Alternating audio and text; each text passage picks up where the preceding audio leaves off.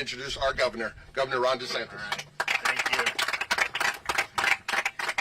Well, thanks, Rodney. Thanks for your work. I also want to just thank Noah for working very, very hard. We've really we've done a lot, and we've made sure that he was working very hard, and he did time and time again. He's done a really good job, made a difference, not just on Everglades restoration, but a whole host of key environmental issues for the state. And then we also have Sean Hamilton here, who's going to be the acting secretary. Where's Sean at? Okay, so Sean's back there, so he's going to get thrown in the briar patch here very shortly, but we appreciate his work. I am proud to be here today in the Everglades as we kick off registration for the 2021 Python Challenge. This will be a 10-day challenge from July 9th until July 18th.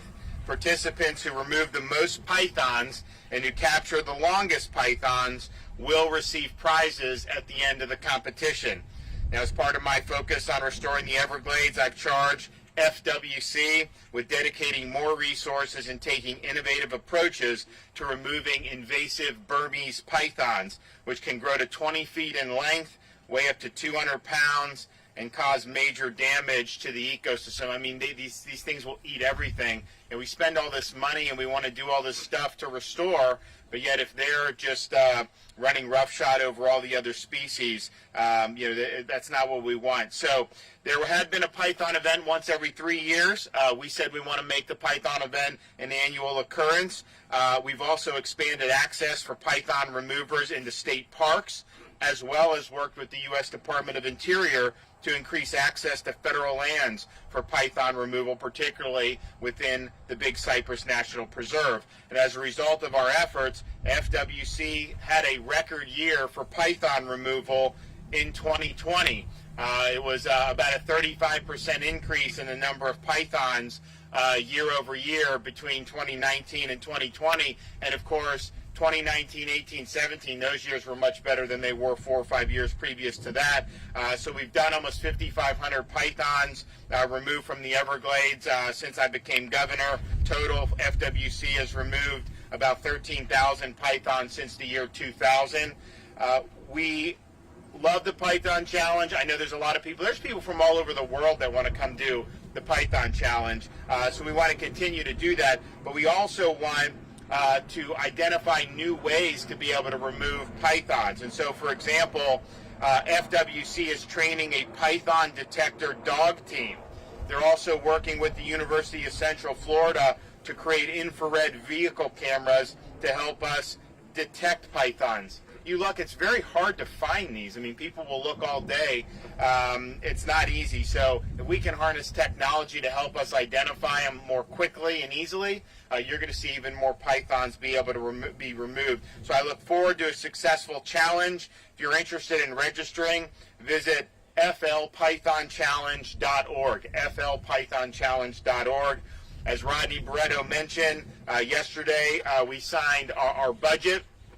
A year ago, when we started to see a lot of the fallout from COVID, people were predicting dire straits for budgets here in Florida. You know, we've had incredibly strong revenue growth because we've had incredibly strong economic activity compared to what the forecasts were. So we were able to not only fully fund Python programs at FWC, we also funded numerous other wildlife conservation and environmental programs.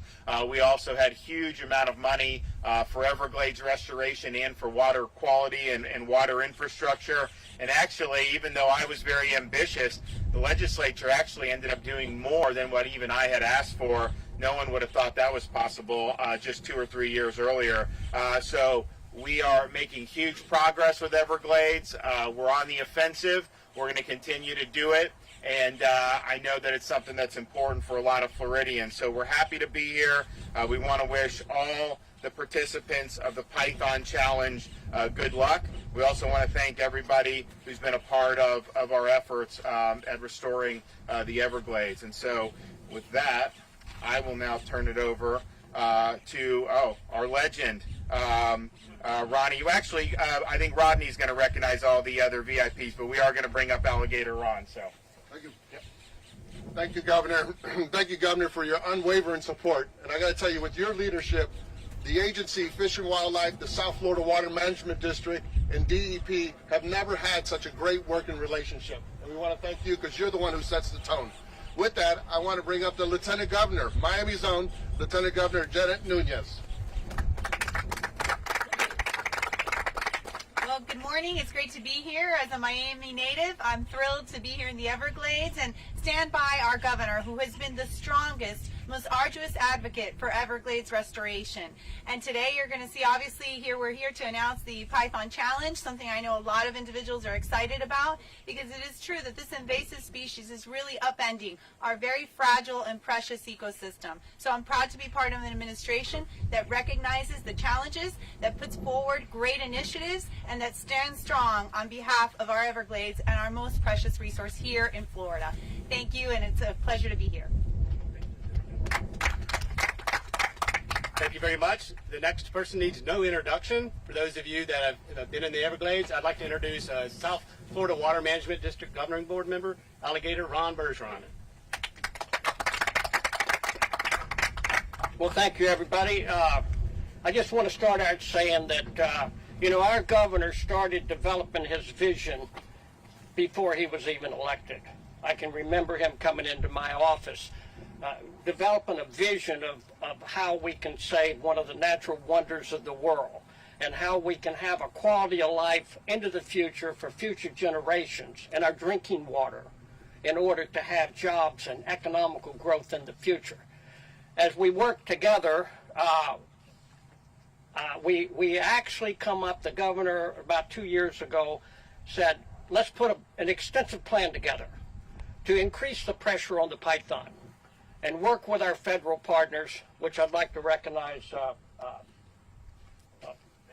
Pedro Ramos from the Park Service and the FWC and my commander standing here.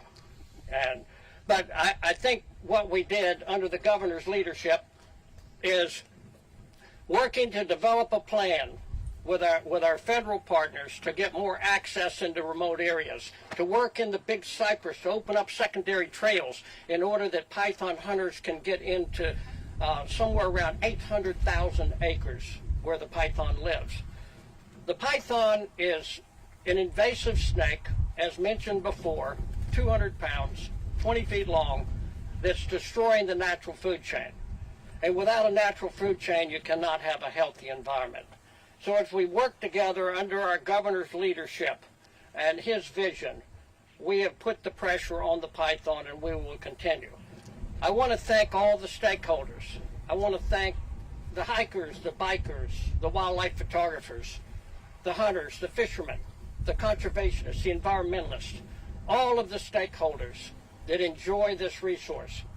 Thank them for being a part of this in the Python Challenge. The Python Challenge is to remove as many snakes as we can, but also to educate the public on how to safely remove the snake and how to notify the FWC or South Florida Water Management if you see a python and you don't have the ability to remove it. So it's education. So all year long after the Python Challenge, everyone that enjoys this natural resource can be looking for these pythons year-round. So I think at the end of the day, if we can save the environment, we can save the quality of life for future generations in Florida, and long live the Everglades. Thank you very much, Alligator Ron. And our last person to address us is a friend and partner, Superintendent of Everglades National Park, Pedro Ramos. Thank you, Eric. All right, I think that the reason why Alligator Ron forgot my name there for a moment is because he usually calls me Crocodile Pedro. It is great to be with you all this morning, Mr. Governor and the state team. The federal and state partnership we enjoy around this issue of exotic invasives is very, very strong. As a matter of fact, I bring the regards of Shannon Estenos, another native Floridian who is the Assistant Secretary nominee for the Department of Interior. As a superintendent for Everglades and Dry Tortugas National Parks and also representing Big Cypress and Biscayne National Parks, I have to tell you that this is one of those issues that does keep me up at night. As we work to restore America's Everglades, we must make sure to look at our restoration efforts holistically. We can not only focus on the work we need to do to get the water right, even though getting the water right is the most important thing that we do. But this landscape needs our help, and we must do everything we can to avoid restoring the Everglades for a bunch of weeds and animals that don't belong here to begin with, including the python. We rarely see rabbits, raccoons, and other small mammals anymore in the park. And this trips the environment off balance. You don't have to be a scientist to understand that. Thank you, Mr. Governor, and your team for all that you're doing to help draw attention to this problem. Events like this, the Python Challenge, can help raise awareness and allows an opportunity for the public to also be able to participate and be part of the solution. Thank you very much. Thank you. So we have a guest here. It's a little different. I just want to remind everyone that flpythonchallenge.org, as the governor mentioned. And now for a photo op you don't get very often. I want to thank everyone for being here.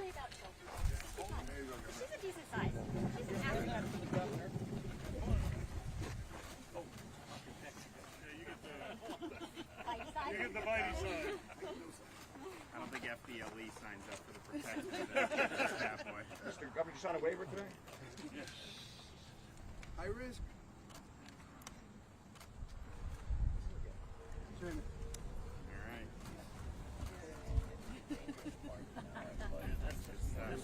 You got him? I know, we got to figure it out. Good. For those of you remaining, we're going to have a demonstration for the python handling over here. Right here. Where are they going to do it? We're going to do it over here, over there.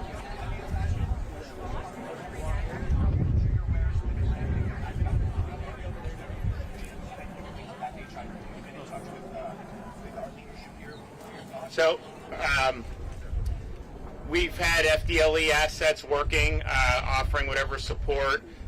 We need very, very strong justice. It needs to be swift, and they need to have 100% the book thrown at these people for what they did. And so we're committed to doing that, and we're committed to having very, very strong justice. With respect to the resources, my feels if they're going to go from here. Are they going to do it over here? Yeah.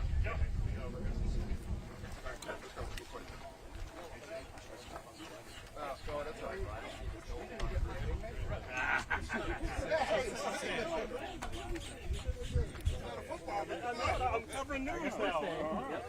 Let me introduce Rodney to the